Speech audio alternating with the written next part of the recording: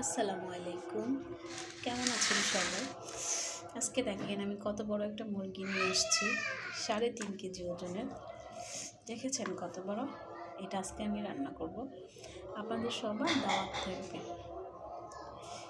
ঠিক আছে? কে কে আমার মতো মুরগি খেতে পছন্দ করেন তারা সবাই চলে আসবেন। অনেক বড় একটা মুরগি নিয়ে আসছি, এটা রান্না করব আর আমরা সবাই মিলে একসঙ্গে খেয়ে নেব।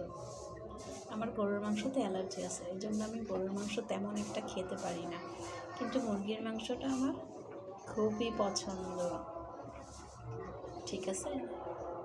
অনেকে আবার বলবে আমি মুরগি খাই না, আমার গরুর মাংস পছন্দ।